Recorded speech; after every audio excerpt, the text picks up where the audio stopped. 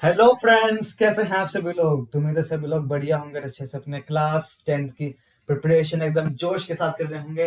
और मैं भी आपके साथ जोश में आया हूं। और आज हम लोग यहाँ पे बात करने जा रहे हैं क्लास 10 सीबीएसई मैथ्स का चैप्टर नंबर 8, है ना। चैप्टर नंबर 8 ट्रिग्नोमेट्री के बारे में। ठीक है, तो उससे पहले हम शुरू करें, बता दूं कि मेरा नाम है अवनीश सिंह और आप लोग देख रहे हैं अपना ही चैनल थ्रेशोल्ड। तो चलिए शुरू करते हैं।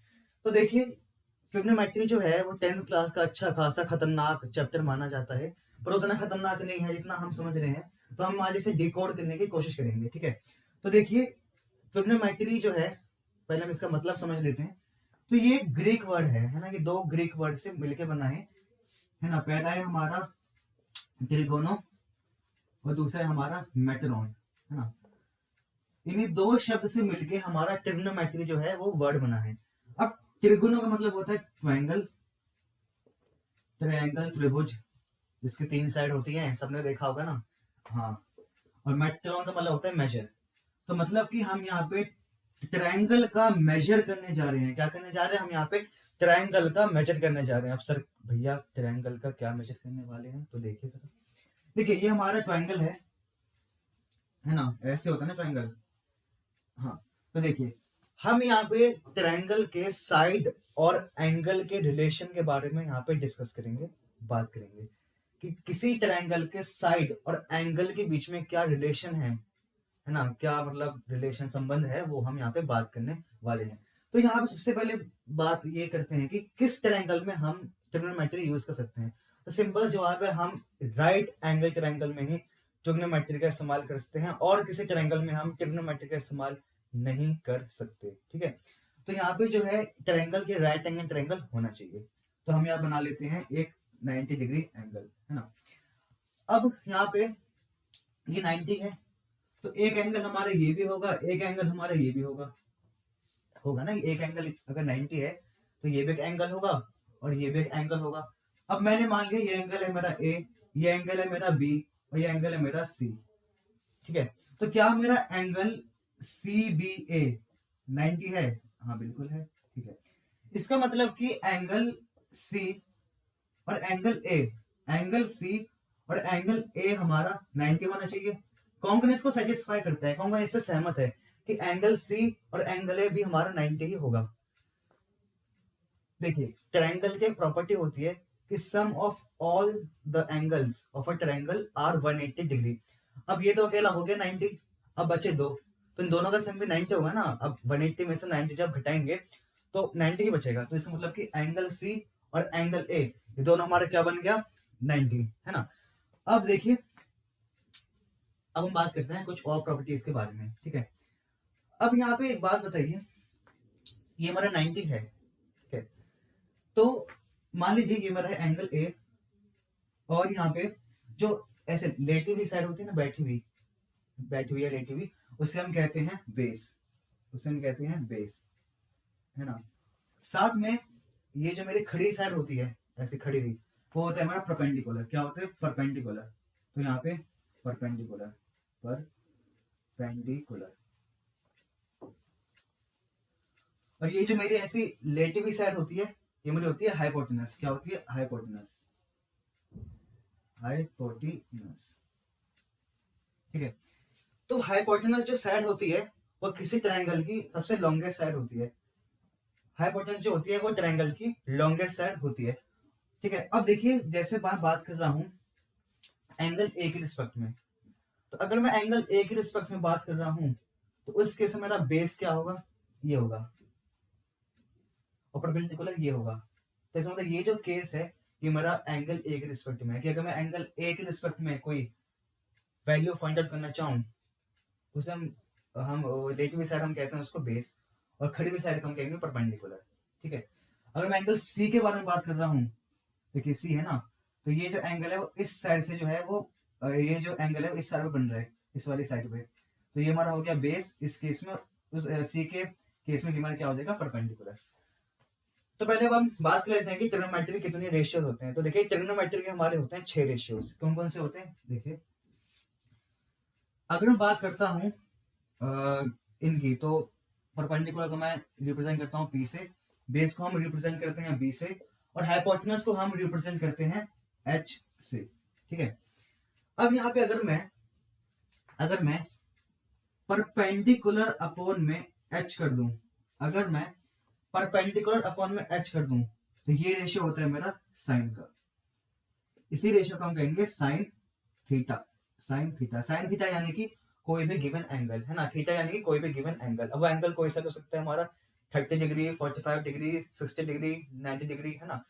तो थीटा हमारा हो गया कोई भी गिवन एंगल, और यहाँ पे साइन हमारा हो गया रेशियो। कौन सा रेशियो? अगर हम परपेंडिकुलर अपॉन में हाइपोटेनस करते हैं तो। ऐसे अगर हम बेस अपॉन में हाइपोटेनस कर दें, इन दोनों का रेशियो निकाल दें, तो ये मेरा इक्वल होगा कॉस थीटा के। किसके इक्वल होगा? कॉस थीटा के। ठीक है, अब नेक्स्ट चलते हैं। तो अगर मैं अब परपेंडिकुलर अपॉन में बेस कर दूं, यानी कि ये वाली जो साइड है इसको मैं डिवाइड कर दूं बेस के साइड से, इस वाले साइड को मैं डिवाइड कर दूं बेस के साइड से, तो मेरा हो जाएगा p अपॉन बी, दैट इज tan थीटा। ऐसे ही cos हो जाएगा बेस अपॉन में हाइपोटेनस, और sin हो जाएगा परपेंडिकुलर अपॉन में हाइपोटेनस। ठीक है, अब देखिए, अब इनके कुछ इनवर्स भी होते हैं। इनवर्स यानी कि अगर मैं साइन का उल्टा कर दूं, यानी 1 अपॉन में साइन कर दूं, तो वो मेरा होता है कोसेक थीटा। क्या होता है? Cosec theta. तो कोसेक थीटा होता है हमारे इज इक्वल टू 1 अपॉन में साइन थीटा के बराबर। ठीक है, वो मेरा होगा, देखिए साइन है हमारा p अपॉन में h, कोसेक होता है साइन का उल्टा, तो रेशियो पे क्या हो जाएगा? उल्टा हो जाएगा। p अपॉन h क्या हो जाएगा? h अपॉन में p। तो मेरा हो जाएगा h अपॉन में p। ठीक है, ऐसे अब cos पे आते हैं। cos theta is equal to base upon में हाइपोटेनस। अब cos का जो उल्टा होता है, इनवर्स होता है, वो होता है हमारा sec थीटा, है ना। तो sec theta is equal to 1 upon में cos थीटा। जब यही उल्टा है तो इसका एंगल का जो रेशियो, साइड का जो रेशियो है, वो भी इनवर्स हो जाएगा, उल्टा हो जाएगा। तो p अपॉन h है, ये क्या हो जाएगा? h अपॉन में b। तो sec थीटा होता है हमारा h अपॉन में b, यानी कि हाइपोटेनस अपॉन में बेस, है ना, हाइपोटेनस अपॉन में बेस। और कोसेक थीटा होता है हमारा हाइपोटेनस अपॉन में परपेंडिकुलर। ठीक है, ऐसे tan थीटा होता है। तो tan थीटा का जो मैं इनवर्स लूंगा, है ना, इनवर्स नहीं मतलब कि अगर मैं अपॉन में लिख दूंगा, है ना, इनवर्स मतलब अपॉन में लिख दूंगा, है ना, यानी अगर मैं इसे लिख दूं 1 अपॉन में tan, तो मेरा हो जाएगा cot थीटा। क्या हो जाएगा? cot थीटा होता है हमारा 1 अपॉन में tan थीटा। तो ये भी उल्टा हो जाएगा, यहाँ p अपॉन b है तो b अपॉन p हो जाएगा, b अपॉन में p।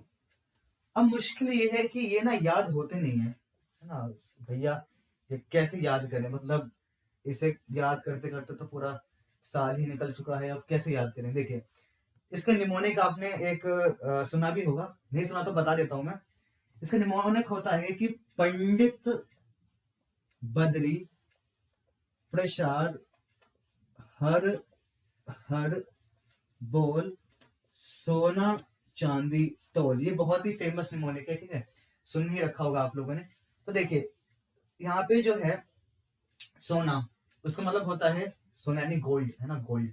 इसका मतलब होता है साइन, है ना, और साइन क्या होता है हमारा? p अपन में h। देखिए p अपन में h यहाँ पे देखिए, ठीक है। चांदी का मतलब क्या है? c मतलब कॉस है हमारा बेस अपन में हाइपोटेनस। देखिए बेस अपन में हाइपोटेनस। तोल मतलब कि tan का मतलब क्या होता है? p अपन में b। देखिए p अपन में b। तो जब आपको ये तीन याद हो गए होंगे, है ना, ये तीन अगर आपको याद हो गए, या तीन अगर आप फाइंड आउट कर लेंगे, तो बस एक उल्टा तो करना है आपको। कोसेक क्या होता है? h अपन में b। ठीक है, सेक कितना होता है? h अपॉन में b, है ना। कॉट कितना होता है? p हाँ b अपॉन में p। तो b अपॉन में p हो गया हमारा कॉट थीटा। तो कितना सिंपल है, देखिए। तो इस निमोनिक को याद करके आप ये रेशियो को याद कर सकते हैं, ठीक है ना। तो एक पार्ट तो इसका रेशियो का है, जो हम लोग शायद आज से खत्म कर ही देंगे, और दूसरा इसका है हमारा नहीं, रेशियो भी नहीं पाएगा आज, पूरा 2 लेक्चर्स रहेंगे मेरे हिसाब से। आज पहला है, दूसरा भी लगेगा मेरे हिसाब से। और दूसरा इसका पार्ट है आइडेंटिटी वाला, जो और खतरनाक है, मतलब कि पूछो ही मत। तो रेशियो फिर भी झेलने लायक है, आइडेंटिटी झेलने लायक नहीं लगती, है ना, वो है ही ऐसा। मुझे भी ऐसे लगा था, है ना, रेशियो तो हो गया था, है ना, उस वो बहुत वो है, ठीक है, तो उसका देखना पड़ेगा। तो चलिए अब हम बात करते हैं रेशियो के, ठीक है। तो आई थिंक ये सब आपने लिख लिया होगा, तो अब मैं इसको मिटा देता हूँ, ठीक है, इसको मिटाएंगे इसको। और चलिए अब हम बात करने जा रहे हैं ट्रिग्नोमेट्री की टेबल टेबल है ना, टेबल। देखिए ट्रिग्नोमेट्री की टेबल है ना, वो वैसे मैंने ऑलरेडी अपलोड कर रखी है, मैंने उसको याद करने का तरीका बताया भी है कि यहाँ मैं आपको वो तरीका दोबारा से बता देता हूँ ताकि एक ही वीडियो में हो जाए तो बढ़िया रहेगा, ठीक है। अब देखिए, अब ये तो ठीक था कि ठीक है पंडित बद्री प्रसाद तो ठीक है। अब हमें ना क्वेश्चन में पूछा जाता है कि साइन 30, कॉस 60, tan 45। भैया ये वैल्यू कैसे याद होगी? मतलब रेशियो में अगर कुछ मुश्किल है तो यही तो है मुश्किल, और क्या है ये? मतलब ये तो ठीक है ना, ये तो हो जाएंगे, ये तो साइन है तो लिखते लिखते याद हो जाते हैं, वैल्यूज ही याद नहीं होती है। भैया कुछ ऐसा बता दो। देखो हम बताते हैं, आपको सिर्फ एक ही वैल्यू याद रखनी है, वो है साइन 30 की वैल्यू। क्यों? वो बहुत आसान है, आप कोई भी वैल्यू याद कर सकते हैं, बट हाँ 30 या 60 में से आप कोई वैल्यू याद रख लीजिए। tan 30 रख लीजिए, tan 60 रख लीजिए, मैं साइन 30 रख रहा हूँ, ठीक है।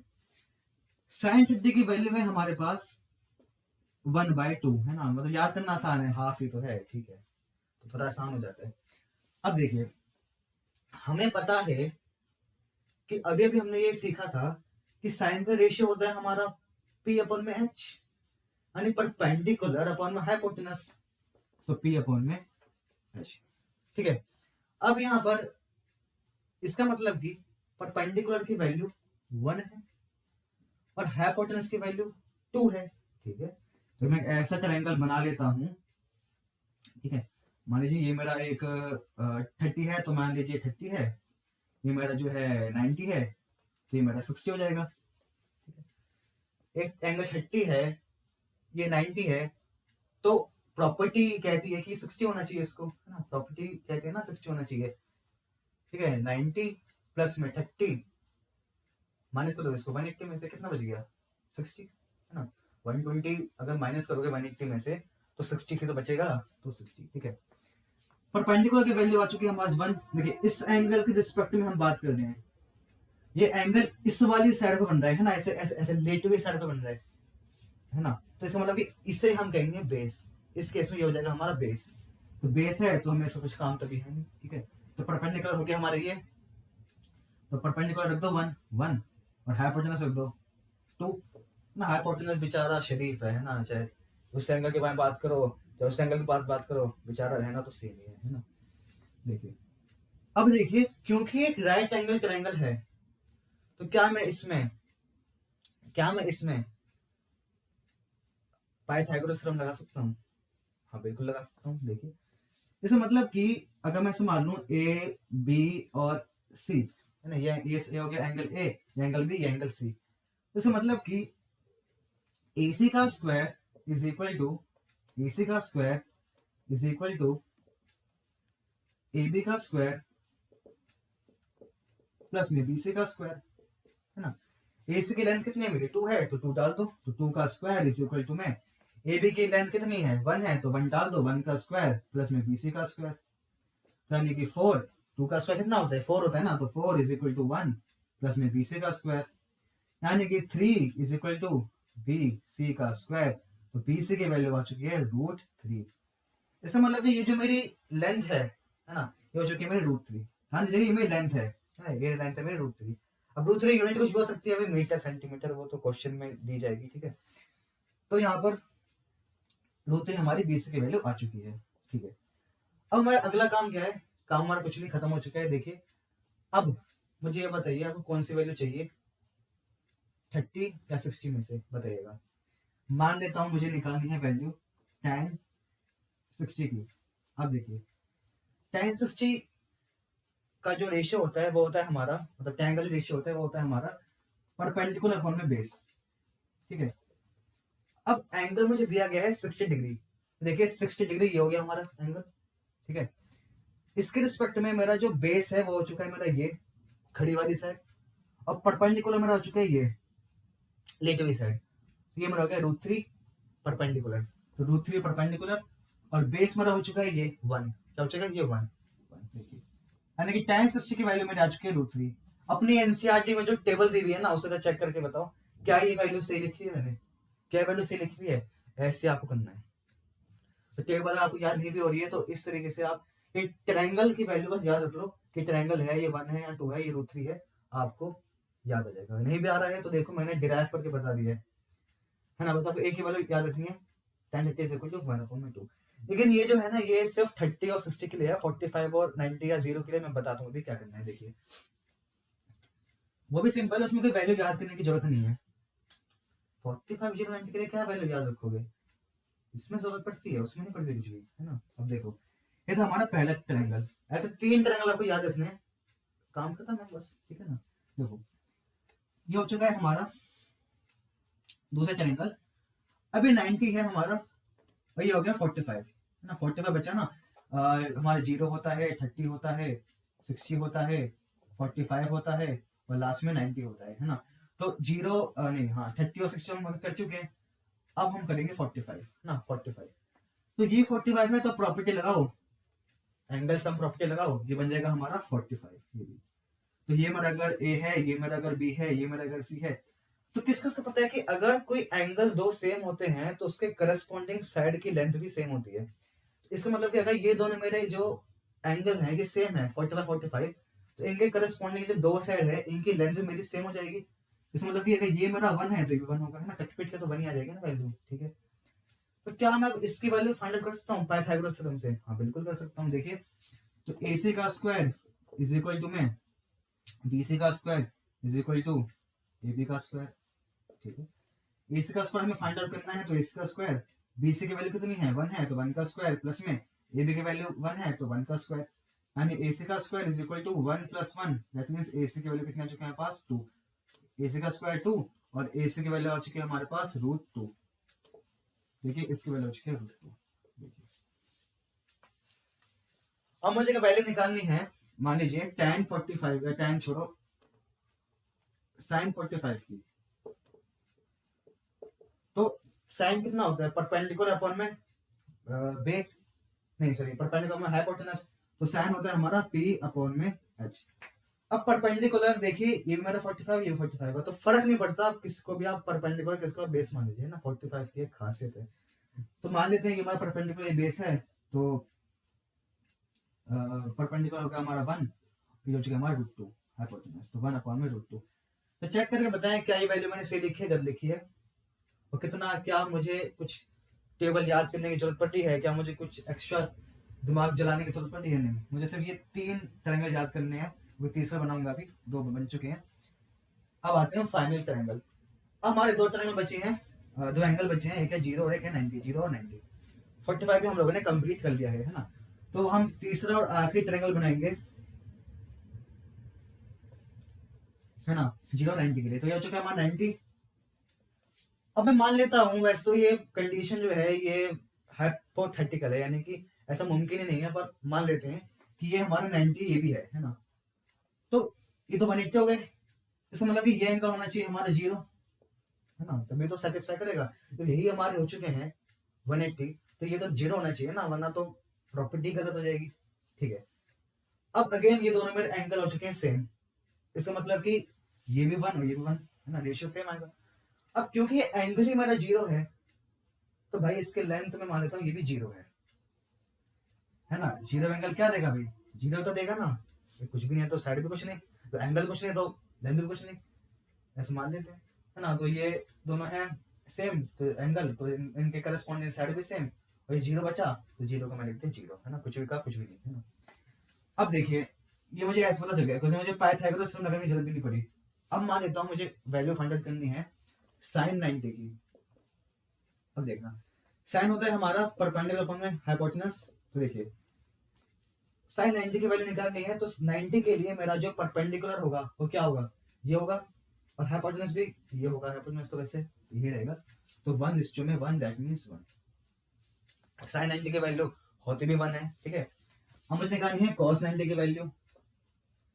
अभी cos 90 है, cos 90 है तो बेस क्या होगा, ये होगा 0, है ना। इसके रिस्पेक्ट में 90 के रिस्पेक्ट में बेस तो 0 ही होगा ना, तो 0 और हाइपोटेनस हो गया हमारा 1, 0 इज इक्वल टू 0। तो इन ट्रायंगल का यूज करके आप कोई भी वैल्यू निकाल सकते हैं, चाहे sec 30, sec 60, cosec 90, कोई वैल्यू निकाल सकते हैं, आपका जो है आंसर आ जाएगा। अब tan 90 की वैल्यू नॉट डिफाइंड होती है, एक बार इसको भी चेक कर लेते हैं। tan 90 में निकाल लेता हूँ कि tan 90 होता है हमारा नॉट डिफाइंड, है ना। अब देखिए tan 90 हमारा नॉट डिफाइंड है, ठीक है। अब देखिए tan की वैल्यू होती है हमारे पास परपेंडिकुलर अपॉन में बेस, ठीक है। अब यहाँ पर 90 के रिस्पेक्ट में हमारा जो परपेंडिकुलर है वो हमारा है 1, है ना, तो 1 बेस हो गया हमारा 0। अब कोई भी अगर वैल्यू 0 से डिवाइड होती है तो वो नॉट डिफाइंड ही होती है ना, तो इसका मतलब कि नॉट डिफाइंड। अब एक रिलेशन मैंने तो बताया नहीं पीछे, वो रिलेशन मैं बताना भूल गया, और ये है कि साइन थीटा अपॉन में कॉस थीटा हमारा tan थीटा के इक्वल होता है, ये बताना भूल गया था, मैं यहाँ लिख देता हूँ, ठीक है, कि हमारा जो साइन थीटा होता है अपॉन में कॉस थीटा होता है वो हमारा tan थीटा के बराबर माना जाता है। वो ऐसे क्योंकि साइन की वैल्यू होती है हमारे पास परपेंडिकुलर अपॉन में हाइपोटेनस, और कॉस की वैल्यू होती है हमारे पास बेस अपॉन में हाइपोटेनस। तो ये हाइपोटेनस हाइपोटेनस अपॉन में कैंसिल हो जाएंगे, बचा हमारे पास p अपॉन में b, इसकी वैल्यू हमारे पास tan थीटा के बराबर होती है। देखिए तो अगर मैं इसको tan 90 डायरेक्ट ना भी निकालूं तो मैं sin 90 अपॉन में cos 90 भी कर सकता था। तो sin 90 की वैल्यू थी मेरे पास 1, तो 1, cos 90 की वैल्यू थी मेरे पास 0, तो अपॉन में 0, आंसर आ गया नॉट डिफाइंड। तो ऐसे हम निकाल सकते थे। ऐसे सिमिलर cos थीटा अपॉन में sin थीटा होता है हमारा cot थीटा, है ना। अब इसको उल्टा कर दोगे तो cot बन जाएगा, तो इसको उल्टा करना पड़ेगा ना। तो अगर ये 1 अपॉन में tan है यानी ये cot है, तो ये भी उल्टा कर दो यानी cos अपॉन में sin, बस। अब ये रेशियो हमारे हो चुके हैं, अब हम इसके रिलेटेड एक क्वेश्चन करता हूँ, और ये क्वेश्चन सीबीएसई 2025 में आया हुआ है। देखिए लेटेस्ट एमसीक्यू लेके आऊँ आपके लिए, है ना। एमसीक्यू नहीं था वैसे, 2 मार्क का क्वेश्चन था, और ये क्वेश्चन हम देखना बड़ी आसानी से अब आप सॉल्व कर लेंगे, है ना।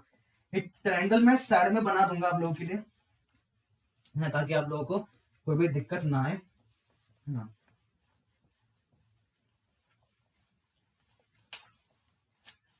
थोड़ा सा बस बोर्ड को इरेज कर देता हूँ, हाँ ठीक है। अब देखिए तो क्वेश्चन हमें दिया हुआ है, उससे पहले मैं जरा वो 3 ट्रायंगल बना देता हूँ। तो ये ट्रायंगल हमारा को इस तरीके से था कि एक है हमारा 90, ये हमारा 60 नहीं 30, ये हमारा 60, 1 2 0 3, ये ट्रायंगल था हमारा 45 के लिए, तो 45 45, ये था हमारा 1 1 √2, ये A B C, ये भी A, ये भी B B C। देखिए एंगल तो कुछ भी हो सकता है ना, ए बी सी दे दे चाहे पी क्यू आर दे दे, कुछ भी दे दे, है ना। मैं ऐसे ए बी सी मान लेता हूँ, ठीक है। तो एक होगा हमारा 0 और 90 के का एंगल, है ना। तो ये हमारा 0 था, ये हमारा 90 था, ये भी 90 था, ए बी सी, ये भी हमारा क्या हो जाएगा 1, ये भी 1 और ये भी 0। देखिए तीनों ट्रायंगल मैंने यहाँ बना दिए हैं ताकि आप लोग देख सके।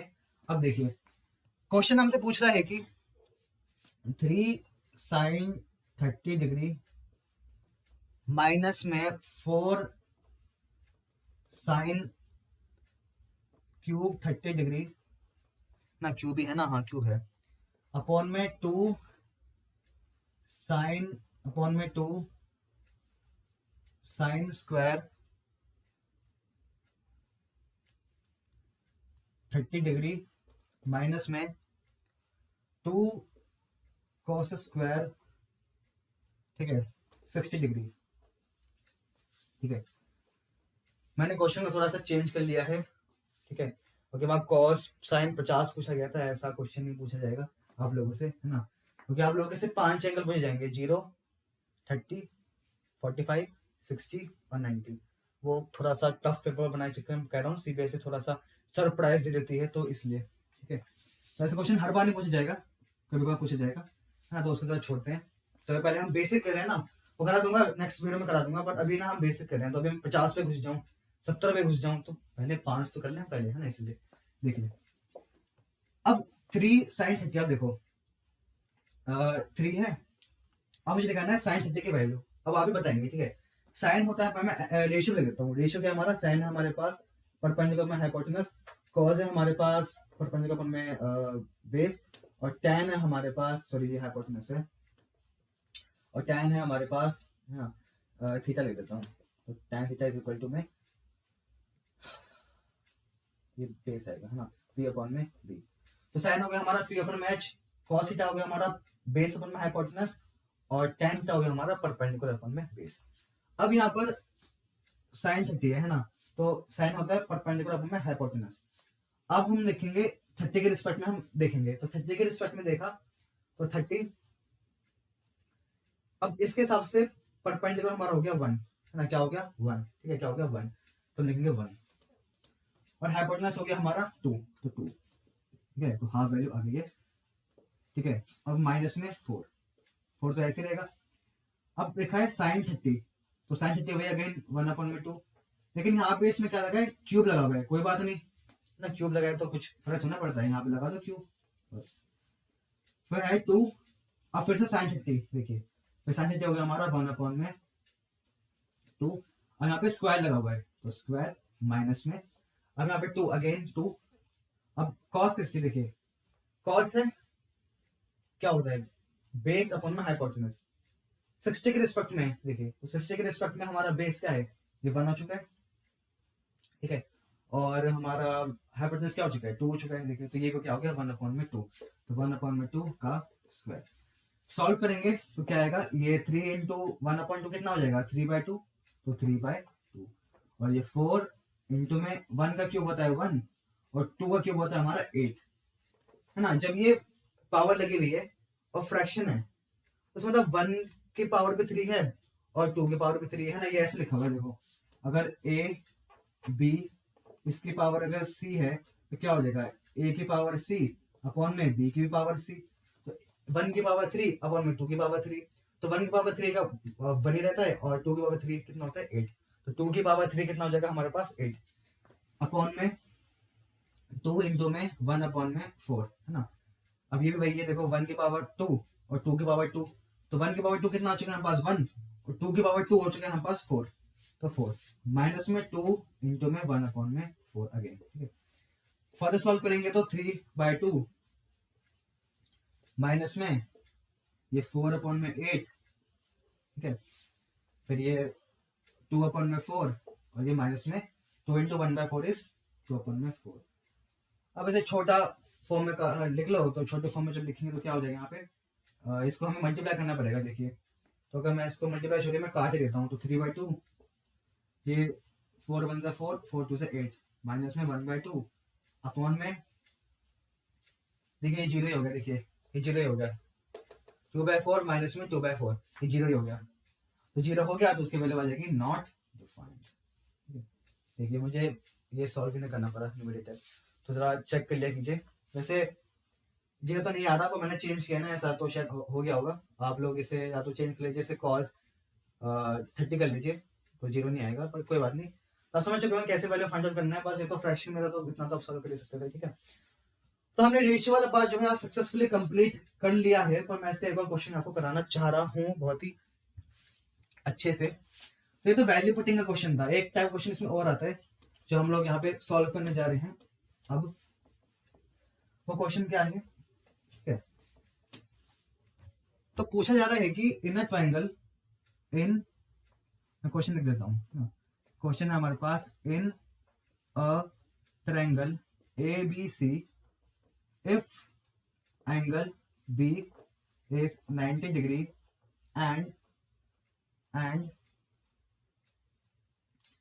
क्या लिखा हुआ है यहाँ पे, and sin theta is equal to में 5 अपॉन में 30, देन tan थीटा कितना होगा, हमें बताओ tan थीटा कितना होगा। यानी अगर एक ट्रायंगल ABC में जहाँ पे एंगल भी मेरा 90 है ना, राइट एंगल कहाँ पर है, ये एंगल बी पे तो है, राइट एंगल कहाँ पर है, ये 90 बी पर ही है, एंगल बी पे है, यहाँ वापस ऐसे लिखते हैं एंगल ABC है ना, मैंने एंगल बी लेते हैं डायरेक्ट, कोई बात नहीं।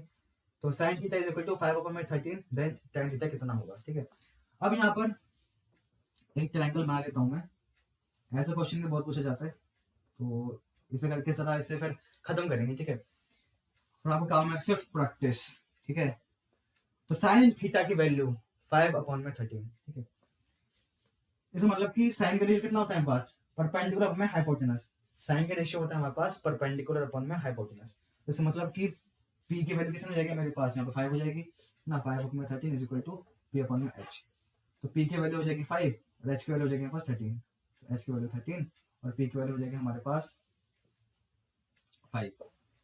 ये कब होगी, जब ये हमारा होगा a b c। अच्छा ये साइन a, यहाँ पे साइन c लिख लो, थीटा नहीं आएगा, सॉरी यहाँ साइन c लिख लो। तो अगर साइन c है तो यहाँ पे c है, तो c के रिस्पेक्ट में ही परपेंडिकुलर 5 और हाइपोटेनस 13 और यहाँ पे बेस कितना होगा हमारे पास, ये भी हमें फाइंड आउट करना होगा, है ना, क्योंकि हमें tan निकालना है, इसलिए tan के लिए तो बेस चाहिए होता है। तो अगर यहाँ पे साइन a लिखा होता है ना, तो मैं इसके रिस्पेक्ट में बेस मेरा क्या हो जाता है यहाँ पे ब्लैंक और परपेंडिकुलर यहाँ पे हो जाता है अभी यहाँ पे 5, है ना, ये कैलकुलेट कर रहे होते हैं a b। और अभी हमें b से कैलकुलेट करना है एज अ बेस, है ना। तो मैं जरा थीटा लिख मैंने गलती से यहाँ पे, अब साइन सी, आप साइन ए और टेन ए मुझे कैलकुलेट करके बताना, ठीक है। आपका काम है कि आप मुझे साइन ए और टेन ए कैलकुलेट करके बताएंगे, ठीक है। अब यहाँ पर मुझे बीसी की वैल्यू हर आदमी में फाइंड आउट करनी पड़ेगी। तो अब एसी का स्क्वायर इज इक्वल टू आप लिखेंगे बाय पाइथागोरस थ्योरम। एग्जाम में नंबर काट सकता है, बाय पाइथागोरस थ्योरम, थ्योरम है ना। इससे पहले भी एक लाइन और लिखते हैं, इन ट्रायंगल एबीसी, है ना, in triangle ABC by Pythagoras theorem AC का स्क्वायर इज इक्वल टू में BC का स्क्वायर, है ना, प्लस में AB का स्क्वायर। तो AC का स्क्वायर कितना, AC की वैल्यू कितनी है, AC की वैल्यू हमारे पास 13 है, तो AC की वैल्यू आ जाएगी हमारे पास 13। तो 13 इसका स्क्वायर इज इक्वल टू में, अब BC की वैल्यू कितनी है, BC की वैल्यू हमें फाइंड करनी है, तो BC का स्क्वायर ही लिख देता हूँ। तो BC का स्क्वायर प्लस में AB की वैल्यू कितनी है 5 है, तो 5 का स्क्वायर, 5 का स्क्वायर। अब 13 का स्क्वायर कितना होता है, 13 का स्क्वायर होता है हमारे पास 169। तो 169 इज इक्वल टू में BC का स्क्वायर प्लस में 5 का स्क्वायर, है ना, तो कितना आ जाएगा 25। अब 25 इधर प्लस में है, इधर जाके माइनस में हो जाएगा। तो 169 माइनस में 25 इज इक्वल टू BC का स्क्वायर। माइनस कर दो 169 माइनस में 25, तो कितना हो जाएगा 144। तो BC का स्क्वायर कितना हो जाएगा हमारे पास 144। दैट मींस BC की वैल्यू कितनी आ जाएगी, रूट में 144। और 144 किसका है स्क्वायर, 144 है 12 का स्क्वायर, है ना, तो रूट में 144 कितना हो जाएगा हमारे पास 12 इज इक्वल टू में 12, ठीक है। करके देख लो 12 into 12 144 ही आएगा। अब जैसे हमारे पास BC आ चुका है, दैट मींस बेस, है ना, तो 12 लिख देता हूं मैं इधर। तो ये हमारे पास H था ना, आप ऐसे बना भी सकते हैं डायग्राम एग्जाम में, है ना, ये H है, ये हमारे पास P है, ये B है इस सिचुएशन में, ठीक है, इस सिचुएशन में खाली एंगल में तो चेंज हो जाएगा ना। तो इस सिचुएशन में यहाँ पास बेस है, ये परपेंडिकुलर, ये हाइपोटेनस है ना, अपने अंडरस्टैंडिंग के लिए भी। तो बेस मेरे पास 12 है और मैं कैलकुलेट करना है tan c। tan c में tan c कितना होगा, रेशियो तो होता है p अपन p। तब c एंगल के रिस्पेक्ट में निकालना है। अब c एंगल के रिस्पेक्ट में, क्योंकि ये मेरा एंगल इस वाली साइड पे बन रहा है ना, ये एंगल मेरा इस वाली साइड पे बन रहा है, इसका मतलब कि मेरा जो बेस है वो मेरा हो जाएगा 12 और मेरा जो हाइपोटेनस है, सॉरी बेस है, सॉरी परपेंडिकुलर बेस होता है ना, तो परपेंडिकुलर मेरा हो चुका है 5 और बेस मेरा हो चुका है 12 ना, ठीक है। थोड़ा गलती हो जाती है फ्लो में, कोई बात नहीं, करेक्शन कर दी है। तो tan से वैल्यू हो चुकी है मेरे पास 5 में 12, है ना। अब ऐसे tan निकालना होगा तो वो तब निकाल लेंगे, मुझे मैं जरा cos से निकाल देता हूँ। एक्चुअली मैं cos से निकाल रहा था, है ना। तो cos से होता है हमारे पास बेस अपॉन में हाइपोटेनस। तो बेस हो चुका है हमारे पास 12 और हाइपोटेनस की वैल्यू हो चुकी है 13। अब आओ काम है, आप मुझे क्या निकाल के दिखाएंगे, आप मुझे निकाल के दिखाएंगे साइन है, कॉस है और tan है। मुझे चाहिए जल्द से जल्द, ठीक है, देखते हैं आप निकाल पाते कि नहीं। और चलिए आज के लिए इतना ही। आई थिंक आप लोगों को ये समझ में आ गया होगा, है ना। तो रेशियो वाला पार्ट हम लोगों ने आज कंप्लीट कर लिया है। इस तरीके से पूछा जाता है, एक क्वेश्चन ऐसा पूछा जाता है आप लोगों से और दूसरा क्वेश्चन आप लोगों से पहले जो मैंने कराया था वैल्यू पुटिंग का, वो क्वेश्चन पूछा जाता है। और मैंने आपको बता दिया कि रेशियो क्या है, कैसे निकालते हैं, उनकी निमोनिक्स क्या है। फिर हमने डिस्कस किया कि हम लोग जो है वैल्यूज को कैसे याद कर सकते हैं, है ना, tan 60 की या sin 45 की, है ना। तो हम लोगों ने वो भी डिस्कस किया। तो अगर वीडियो पसंद आ रही है तो भाई ज़रूर बताना, और क्या आपको यहाँ पे अच्छा लगा, क्या खराब लगा, वो बताइएगा, ताकि नेक्स्ट वीडियो में हम उसे इम्प्रूव कर सकें, है ना? ताकि आप लोग के लिए भी अच्छा रहे, हमारे लिए भी, मतलब आपका फीडबैक हमारे लिए अच्छा है भी, है ना? क्योंकि जैसे आप लोग नए हैं, आप लोग अभी पहली बार बोर्ड एग्जाम देने जा रहे हैं, तो हम भी पहली बार पढ़ा ही रहे हैं, है ना? हम लोग का ये, आप लोग का जो बैच है वो हमारे लिए फर्स्ट बैच है ना? तो देख सकते हैं ना, वैसे मेरे लिए फर्स्ट बैच है ना? मैं अकेला ही पढ़ा रहा हूँ, मैं समझना पूरी टीम है, पूरी टीम नहीं है, मैं अकेला ही हूँ, ठीक है? तो यहाँ पे वो तो हम, मैं पता नहीं बोल देता हूँ अपने आप को, हम का मतलब मैं अकेला, है ना? मैं अकेला ही हूँ। कोई भी दिक्कत आ रही हो तो कमेंट में जरूर बताएं, देखो मैं रिप्लाई जरूर करता हूँ, है ना? अच्छा सा। और अगली वीडियो में हम, अगर पॉसिबल हो पाया, तो मैं आपको आइडेंटिटी बताऊंगा कि आइडेंटिटी के फॉर्मूले कैसे डिराइव हुए हैं उसके साथ ना। देखो छोटी वीडियो हुई, अगर मैं डिटेल वीडियो आज की तरह नहीं बना पाया तो मैं इंपॉर्टेंट क्वेश्चन वैसे बता दूंगा, उसके पीछे की थ्योरी मैं ज्यादा डिटेल में नहीं घुसूंगा। मैं आपको आइडेंटिटी जरूर बताऊंगा कौन कौन सी आइडेंटिटीज हैं, चाहे मैं क्वेश्चन लेके आऊँ, चाहे मैं कुछ भी लेके आऊँ। लेकिन अगर मैं ऐसे, अगर मैं थोड़ा लेके आ जाऊँ, जैसे मैं आज लेके आया हूँ पूरा एक्सप्लेनेशन वाला पार्ट, तो शायद मैं आपको डिराइव करके बता दूं कि ट्रिग्नोमेट्रिक आइडेंटिटीज जो तीन मेन है वो कैसे डिराइव हुई है। वैसे तो 9 होती हैं, तो घुमा फिरा के बना देते हैं, मेन तो वैसे 3 ही है ना? तो चलिए, रेशियो में कोई भी दिक्कत बताइएगा। तो अगली वीडियो में हम देखेंगे कि कैसे हम आइडेंटिटीज, है ना, कैसे डिराइव हुई हैं, और कौन कौन सी आइडेंटिटीज हैं ट्रिग्नोमेट्री की, और एक दो हम उस पर भी क्वेश्चन लगा लेंगे, है ना? एक या दो नहीं, 2-3 लगा लेंगे, है ना? ताकि हमारे कॉन्फिडेंस आ जाए, है ना? हमें कॉन्फिडेंस आ जाए। रेशियो में इतना ही है, इससे बाहर नहीं आएगा। तो वैल्यू प्रोटीन क्वेश्चन आता है, या तो फिर ये आते हैं, है ना? वैसे एक टाइप क्वेश्चन और भी आते हैं, वो हम आपको बता देंगे। तो चलिए, आज के लिए इतना ही। मुलाकात होगी अगली वीडियो में एक अलग लेक्चर के साथ, एक अलग नए कॉन्सेप्ट के साथ। जब तक के लिए बने रहे हमारे साथ। Take care, bye bye, good night, all the very best, जय हिंद।